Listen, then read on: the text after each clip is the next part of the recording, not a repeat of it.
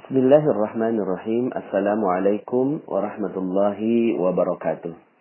Alhamdulillah, summa alhamdulillah, wassalatu wassalamu ala rasulillah, amma ba'd. Alhamdulillah Bapak Ibu, bagaimana kabarnya semua hari ini? Semoga selalu dalam lindungan, keberkahan, kemuliaan, dan kejayaan dari Allah Subhanahu wa Ta'ala. Hari ini saya ingin menyampaikan materi tentang cara cepat mendapatkan anak, ya. Begini Bapak Ibu, anak itu sebenarnya adalah hak Allah Subhanahu wa Ta'ala, ya. Dia yang memberikan, dia yang mengambil, dia yang menetapkan lelaki atau menetapkan perempuan. Yahabu liman yasha'u inasa wa yahabu liman yasha'u dzukur. Jadi sebenarnya Allah Subhanahu wa Ta'ala ingin membuat kita mendapatkan ketenangan dalam urusan anak ini. Karena kenapa anak ini atau keturunan ya menjadi bahasan di dalam magnet rezeki? Karena ternyata ada banyak sekali yang merisaukan kehidupannya hanya karena nggak punya anak, gitu ya. Jadi hanya karena lama mendapatkan anak. Kalau Bapak Ibu ikuti materi-materi saya sebelumnya, dan ini sudah materi yang ke-20 ya. Jadi saya berharap sekali Bapak Ibu mengikuti materi-materi saya sebelumnya, kaitannya dengan paradox of candy, kemudian cicak jerapah, jendela buram, ya, kemudian tips jeruk nipis. Semua hal yang berkaitan dengan harta, ya, berkaitan dengan rezeki, ya, berupa harta maupun berupa anak, ya, itu terkadang membuat kita malah menjauhkan diri kita dari Allah Subhanahu wa Ta'ala. Karena kita yang menetesi seluruh tubuh kita dengan jeruk nipis, nggak terima dengan ketidakmampuan kita, ketidaksempurnaan kita, padahal Allah Subhanahu wa Ta'ala tetapkan bayi jerapah, ya, lahir langsung ditendang, ditendang lagi, naik lagi, ditendang lagi. Ini adalah Allah Subhanahu wa Ta'ala ingin menetapkan bahwa kita terima dengan apapun ketetapan Allah Subhanahu wa Ta'ala. Nah, maka saya memasukkan urusan anak ini menjadi bagian dari yang membuat kita resah, gelisah, sama seperti punya hutang, punya piutang. Makanya kenapa itu juga harus diselesaikan. Agar apa? Agar harta kita terbaik, harta kita terbesar, harta kita teragung, yaitu ketenangan batin, itu tidak hilang dari diri kita. Ya, ada banyak sekali orang di luar sana yang nggak punya anak, lalu kemudian gelisah. Hey, anak itu kan urusannya Allah. Kita nggak punya hak apapun. Ya, kita nggak punya hak apapun, kita tidak bisa meminta apapun kepada Allah Subhanahu wa Ta'ala terhadap urusan rezekinya. Dia yang memberikannya. Cuma memang gitu ya, Allah berikan kesempatan kepada kita untuk berharap, ya. Tapi bukan dengan menuntut Allah Subhanahu wa Ta'ala agar kita memiliki anak. Jadi clearkan dulu di sini, ya. Bagi Anda yang ingin memiliki anak gitu ya, clearkan dulu di sini bahwa ini bukan sedikit pun hak kita, ya. Bahkan sungguh ajaib sekali channel ini, ya. Sebelum saya sampaikan materi tentang cara cepat punya anak, ada yang sudah bertestimoni. Jadi testimoninya sebelum materinya disampaikan, ya. Ternyata ketika beliau menjalankan, ya, materi-materi sebelumnya, subhanallah, malah positif hamil gitu ya. Kenapa? Karena kegelisahan, kegalauan, kekhawatiran gak punya anak dan lama punya anak ini adalah salah satu sebab kenapa akhirnya Allah juga tahan, ya. Allah tahan kita untuk tidak mendapatkan anak, ya. Jadi sifatnya mirip dengan rezeki-rezeki yang lain, ya. Yang penting sebenarnya bukan anaknya, ya. Yang penting adalah apakah Anda batinnya tenang, Anda bisa gitu ya menghancurkan perisai rezeki Anda, ya. Lalu kemudian melakukan prosesnya dengan proses-proses yang baik gitu ya. Jadi kalaupun memang ditakdirkan Anda punya anak, itu baik gitu. Itu baik, sangat baik. Nanti akan ada materi tersendiri tentang mensyukuri kehadiran anak gitu ya. Tapi kalaupun Anda tidak diberikan anak, itu pun baik ya. Karena urusan orang yang beriman itu semuanya baik ya. Jadi tinggal bagaimana kita melakukan semua prosesnya itu dengan sebaik-baiknya. Nah, Allah ingin kita berkaca dengan beberapa kisah di dalam Al-Quran ya. Di dalam Al-Quran yang tersebar itu banyak sekali kisahnya tentang Nabi Zakaria ya, Nabi Zakaria. Dan uniknya ya, kisah tentang Nabi Zakaria yang memiliki anak ini dihubungkan dengan rezeki ya. Yuk kita sama-sama bahas. Dalam surat Ali Imran ayat 37 Allah Subhanahu wa taala berfirman, "Fataqabbalaha rabbuha biqabulin hasanin wa anbataha nabatan hasana wa kaffalaha Zakaria." Ya. Maka Tuhannya menerimanya sebagai nazar dengan penerimaan yang baik dan mendidiknya dengan pendidikan yang baik, dan Allah menjadikan Zakaria sebagai pemelihara bagi Maryam. Ya, ini dalam keluarganya Ali Imran. Ya, jadi Zakaria yang diperkenankan untuk merawat Maryam ketika itu ada undian dan seterusnya. Nah, uniknya adalah Maryam ini adalah wanita yang suci dan ajaib, ya, suci dan ajaib, ya, makanya sangat-sangat mulia Siti Maryam ini di sisi Allah Subhanahu wa taala. Ya, salah satu kemuliaannya adalah kullama dakhala 'alaiha Zakaria al-mihrab wajada indaha rizqa. Ya, setiap Zakaria masuk untuk menemui Maryam di mihrab, ia dapati makanan di sisinya, ya. Nah, makanya saya sering menghubungkan antara mihrab dengan rezeki, antara ketenangan batin dengan rezeki, ya. Antara kedekatan dengan Allah dengan rezeki. Dan batas antara rezeki kita dengan diri kita adalah penghalangnya kita dengan dosa-dosa kita. Dosa-dosa kita itu apa? Yang nggak tenang itu. Sama dengan urusan memiliki anak. Kalau kita nggak tenang, itulah perisai kita, gitu ya. Nah, kemudian kata Maryam, kata Zakaria, qala ya Maryamu, anna laki hadha? Qalat huwa min indillah. Ya. Ketika ditanya, ya Maryam, dari mana kamu memperoleh makanan ini? Kata Maryam, huwa min indillah. Ini semua datang dari sisi Allah Subhanahu wa taala. Innallaha yarzuqu man yasha'u bighairi hisab. Sesungguhnya Allah memberi rezeki kepada siapa yang dikehendakinya tanpa hisab. Nah, dengan pelajaran ini, Nabi Zakaria akhirnya bisa memahami, oh ternyata untuk dapat rezeki itu begitu, gitu kan. Untuk dapat rezeki itu masuk mihrab, begitu. Untuk dapat rezeki masuk mihrab.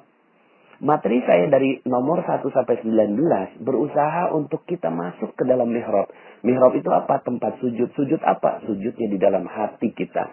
Ketika kita positive thinking, positive feeling, ketika kita berhusnuzan kepada Allah, syukur kepada Allah, ikhlas atas apa yang terjadi, ridha terhadap apa yang Allah berikan, qanaah, merasa cukup dan seterusnya. Nah, ini namanya mihrab, ya. Kalau Bapak Ibu mengikuti semua materi-materi saya, maka rezeki terbaik adalah mihrab itu, ya.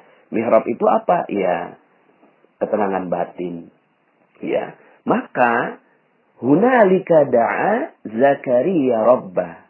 Begitulah akhirnya Zakaria berdoa untuk punya anak. Begitu Bapak Ibu ya.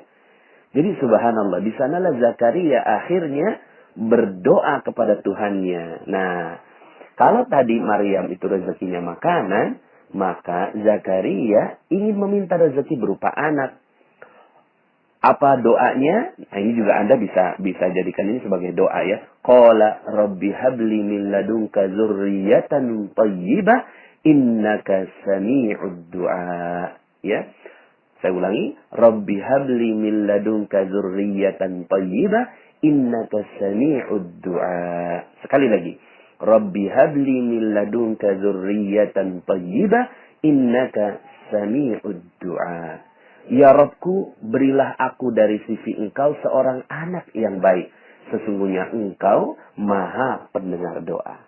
Nah, Bapak Ibu, tapi mari kita lihat sama-sama alurnya. Alurnya yang pertama, kisah Maryam dulu mendapatkan rezeki. Yang kedua, Zakaria belajar dari kisah Maryam mendapatkan rezeki. Yang ketiga, Zakaria melakukan proses mihrab itu, yaitu ketenangan batin, ya. Seperti yang saya lakukan kepada Bapak Ibu semua, tenang, cool, santai aja gitu ya. Dapatkan ketenangan batin itu. Baru kemudian setelah proses itu berjalan, langkah keempat, berdoa. Ya. Jadi tetap berdoanya dilakukan di ujung ketika batin kita udah, ya udah, ya Allah, kalau memang ini rezeki aku, emang punya anak, alhamdulillah. Enggak juga enggak apa-apa. Tapi kalau Rabbi habli Rabbi habli min ladunka dzurriyyah. Ya Allah, berikanlah kepadaku anak yang baik, ya. Innaka sami'ud du'a. Sesungguhnya Engkau maha penerima, maha pendengar doa. Baru kemudian langkah kelima nih, ya. Siapa yang mengabarkan? Malaikat. Fanadatul malaika wa huwa qa'imun yusalli fil mihrab. Nah, sekali lagi, yusalli fil mihrab, dia tetap berada di dalam mihrabnya. Kemudian malaikat Jibril memanggil Zakaria sedangkan ia tengah berdiri melakukan sholat di mihrab. Artinya, keadaan untuk terus berada dalam ketenangan batin, dalam kedekatan dengan Allah, dalam husnuzan kepada Allah, itu terus dilakukan. Baru kemudian malaikat datang saat Nabi Zakaria juga sedang melakukan proses pemurnian itu. Baru kemudian, ya, akhirnya, ya, malaikat Jibril mengatakan, Annallaha yubashiruka biyahya musaddiqan bi kalimatin minallah wa sayyidan wa hasuran wa nabiyyan minas salihin. Subhanallah. Sesungguhnya Allah menggembirakan kamu dengan kelahiran Yahya, ya, alaihi salam, yang membenarkan kalimat yang datang dari Allah, menjadi ikutan, menahan diri dari hawa nafsu, dan seorang nabi yang termasuk keturunan orang-orang yang soleh. Nah, Bapak Ibu, akhirnya doanya Nabi Zakaria itu dikabulkan oleh Allah Subhanahu wa Ta'ala, ya. Nabi Zakaria akhirnya dikabulkan oleh Allah doanya, ya. Kenapa itu dikabulkan doanya? Bagaimana prosesnya? Itu tadi, gitu kan? Prosesnya ketika beliau tenang. Nah, kalau dalam materi sebelumnya saya katakan bahwa doa kita untuk dapat rezeki itu khairur razikin, ya, Bapak Ibu, ya. Khairur razikin. Nah, uniknya untuk anak, ya, kita juga mendoakan dengan format yang mirip, yaitu khairul warisin. Yuk sama-sama, ya, bagi Anda yang mau benar-benar memiliki anak, bisa bacakan doa ini, ya. Ini dalam surat Al-Anbiya ayat 89, ya. Wa Zakaria iznada rabbah, ya. Nih doanya, Rabbi la tazarni fardan wa anta khairul warisin. Rabbi la tazarni fardan wa anta khairul warisin. Ya Tuhanku, janganlah Engkau membiarkan aku hidup seorang diri, ya. Janganlah Engkau membiarkan aku hidup seorang diri. Minta sama Allah. Sekali lagi, proses memintanya, ini meminta di tahap yang keempat, ya. 1, 2, 3-nya silakan dilalui, ya. Dan mudah-mudahan proses ini Anda bisa lakukan, dan mudah-mudahan setelah ini Anda juga dimudahkan oleh Allah untuk memiliki seorang anak, ya. Rabbi la tazarni fardan wa anta khairul warisin.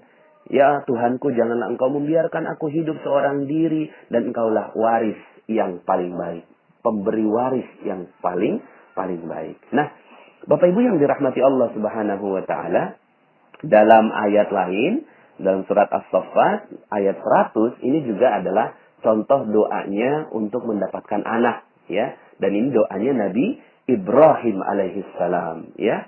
Apa doanya? Rabbi habli minas salihin.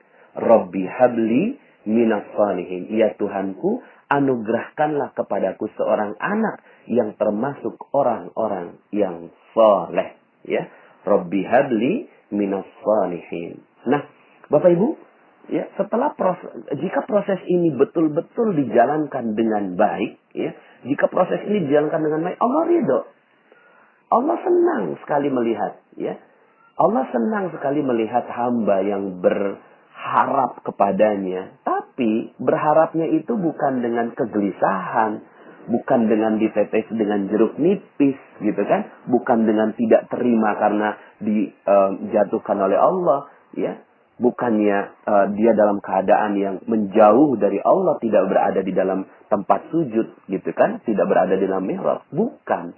Tapi kalau Anda betul-betul ingin mendapatkan anak yang soleh, yang benar, karena anak ini bukan cuma sekedar hasil dari pertemuan biologis ya Bapak Ibu ya, tapi anak ini adalah karunia dari Allah Subhanahu wa taala. Karena ya ajaib gitu ya.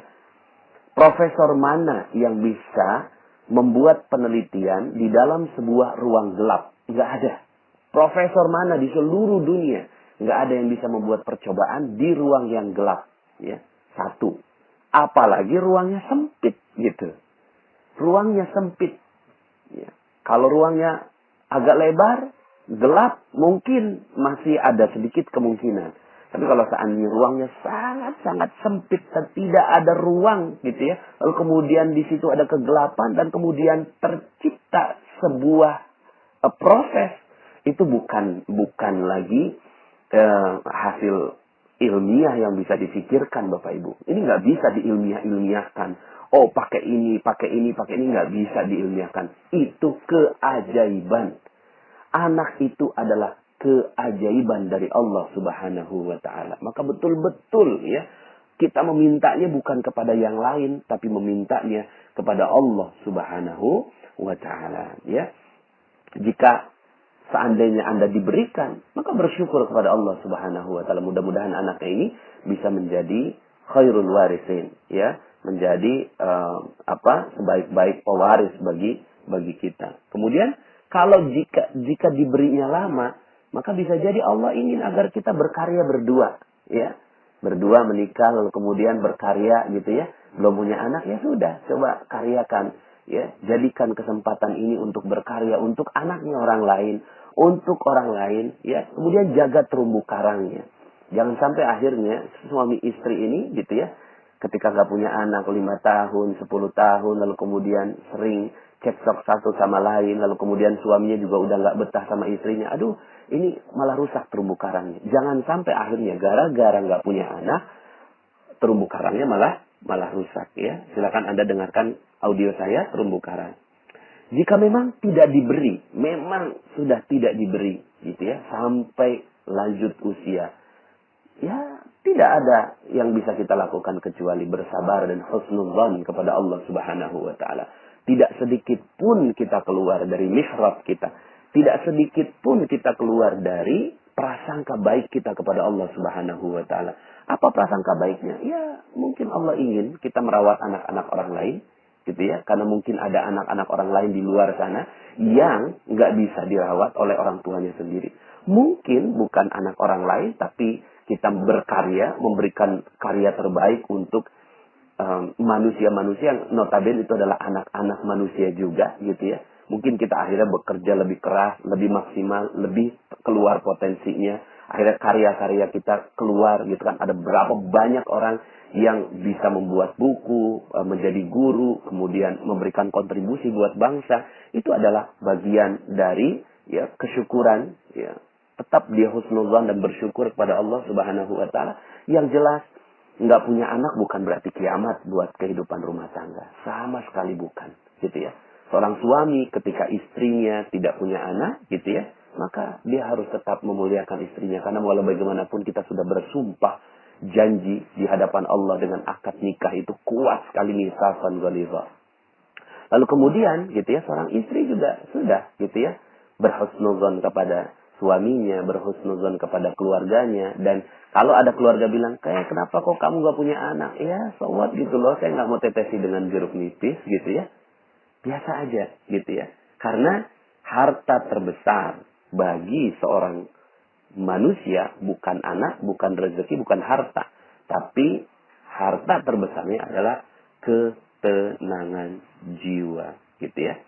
Nah, Bapak Ibu, ya, tadi saya sudah sampaikan berdoa. Nah, kemudian amalan-amalan yang bisa kita lakukan untuk mempercepatnya selain itu juga adalah setiap ada kelahiran orang lain didoakan.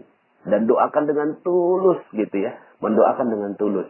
Setiap ada kelahiran, kemudian doakan dengan tulus, datang ke rumah sakit, doakan orang lain, muliakan orang lain, berikan hadiah, dan seterusnya. Kemudian yang kedua, setiap bertemu anak, sayangi dan muliakan anak siapapun dia. Anak siapapun dia, ya, bahkan dimuliakan dan dijaga gitu ya, dihormati dan kita sayangi ya. Dan seperti yang tadi saya sampaikan, sering-seringlah berdoa dengan doa-doa yang tadi sudah saya sampaikan. Nah, ada dua doa yang terakhir ingin saya sampaikan gitu ya, yaitu doa jadi tadi sudah ada doanya Nabi Zakaria, kemudian doanya Nabi Zakaria ada dua ya, kemudian doanya Nabi Ibrahim, lalu kemudian ini dalam surat Al-Ahqaf ya, surat Al-Ahqaf ayat 15 ya, ini bisa didoakan ya, Rabbi auzi'ni an ashkura ni'mataka allati an'amta alayya wa ala walidayya wa an a'mala salihan tardahu wa aslih li fi zurriyyati inni tubtu ilaika wa inni minal muslimin. Ya. Ya Tuhanku, tunjukilah aku untuk mensyukuri nikmat-Mu yang telah Engkau berikan kepadaku. Ya, jadi mensyukuri nikmat. Ya, nggak punya anak pun nikmat, punya anak pun nikmat. Dan kepada ibu bapakku, dan supaya aku dapat berbuat amal yang soleh yang Engkau ridhoi. Ya, apapun yang terjadi tetap melakukan amal soleh. Berilah kebaikan kepadaku dengan memberi kebaikan kepada anak cucuku, gitu ya. Ya, kepadaku dengan ya memberikan kebaikan kepada anak cucuku. Sesungguhnya aku bertaubat kepada Engkau dan sesungguhnya aku termasuk orang-orang yang berserah diri. Ini bagus sekali doanya ya bagi yang mau punya anak, nggak punya anak gitu ya, dan mau punya anak cepat, ini juga bagian dari doa. Dan terakhir adalah doa yang sangat masyhur ya, Rabbana hablana min azwajina wa dzurriyyatina qurrata a'yun waj'alna lil muttaqina imama. Ya Rabb kami, anugerahkanlah kepada kami istri-istri kami dan keturunan kami sebagai penyenang hati kami dan jadikanlah kami imam bagi orang-orang yang bertakwa ya. Nah, Bapak Ibu yang dirahmati Allah, apakah boleh kita minta doa anak? Boleh. Boleh, tapi sekali lagi, tadi ada berapa tahap tuh? Ada 5 tahap. Tahap keempat baru doa ya. Tahap pertamanya dengerin lagi dari awal. Bahkan Rasulullah Shallallahu Alaihi Wasallam itu juga mendoakan, gitu ya. Ketika Nabi Shallallahu Alaihi Wasallam mendoakan anaknya Ummu Sulaim, yaitu Anas bin Malik radhiyallahu an. Ya, ketika itu Anas bin Malik masih kecil, kemudian datang pada Rasulullah, lalu kemudian Rasulullah mengusapnya, dan kemudian Allahumma aksir malah. Ini doanya Rasulullah SAW kepada Anas. Allahumma aksir malahu wa waladahu wa barik lahu fima a'tahitahu. Ya Allah, perbanyaklah hartanya dan perbanyaklah anaknya serta berkahilah apa yang Engkau karuniakan kepadanya. Jadi doa seperti itu boleh. Maka gimana cara doa kita? Itu kan doanya Rasulullah SAW kepada Anas bin Malik. Lalu doa kita bagaimana? Nah, ini bisa juga dihafalkan. Allahumma aksir mali wa waladi wa barik li fima a'taitani. Sekali lagi, Allahumma aksir mali wa waladi wa barik li fima a'taitani. Ya Allah, perbanyaklah harta, perbanyaklah anakku, serta berkahilah karunia yang Engkau beri. Mudah-mudahan dengan amalan-amalan seperti ini, Allah Subhanahu wa Ta'ala mempercepat proses anak Anda dilahirkan ke muka bumi ya. Semoga dengan cara ini Anda bisa mendapatkan zurriyatan thayyibah, anak keturunan yang baik yang akan menjadi pewaris kita. Ya, pewarisnya bukan hanya pewaris, bukan pewaris harta ya Bapak Ibu ya, tapi pewaris kebaikan bagi Anda dan keluarga Anda. Semoga ya dengan langkah-langkah ini, yang pertama ya belajar dari orang yang mendapatkan rezeki. Dan ini prosesnya Anda sudah lakukan dengan benar dengan mengikuti channel Telegram ini, dan juga belajar kepada guru-guru yang ada di sekitar Anda, juga guru-guru yang mulia. Anda muliakan mereka semua nih, belajar dengan proses pencarian rezeki. Yang kedua gitu ya, yang kedua adalah dengan memahami bahwa ya rezeki itu datangnya dari Allah Subhanahu wa taala, begitupun juga anak. Dan yang ketiga, datanglah gitu ya, tetaplah berada dalam mihrab. Mihrab ini ketenangan batin, husnuzon kepada Allah, baik sangka kepada Allah. Kemudian berada selalu dalam ketaatan, hancurkan perisai rezekinya. Kemudian jangan tetes dengan jeruk nipis. Kemudian jendela buramnya dibuka. Lalu bersyukur kalau seandainya harus menjadi cicak dan jerapah, gitu ya. Nah, hal-hal seperti ini ya yang bisa Anda lakukan. Lalu kemudian ya yang keempat adalah berdoa kepada Allah dengan doa yang sungguh-sungguh. Insya Allah yang kelima akan terjadi. Allah Subhanahu wa taala mengirimkan kabar kepada Anda bahwa Anda pantas untuk mendapatkan titipan anak dari Allah Subhanahu wa taala. Kalaupun tidak mendapatkannya, maka semuanya pasti baik. Jangan keluar dari husnuzan billah atau positive thinking terhadap Allah. Jangan keluar dari terumbu karang. Jangan merusak terumbu karang. Hubungan-hubungan dengan siapapun tidak boleh dirusak hanya gara-gara urusan anak ini. Dan ya, semoga kita semua mendapatkan keberkahan yang berlimpah dengan amalan-amalan soleh kita. Terima kasih. Mohon maaf atas segala kekurangan. Aku luka lihada. Fastaghfirullahaladzim li wa lakum. Saya Nasrullah. Sampai jumpa di audio-audio berikutnya. Assalamualaikum warahmatullahi wabarakatuh.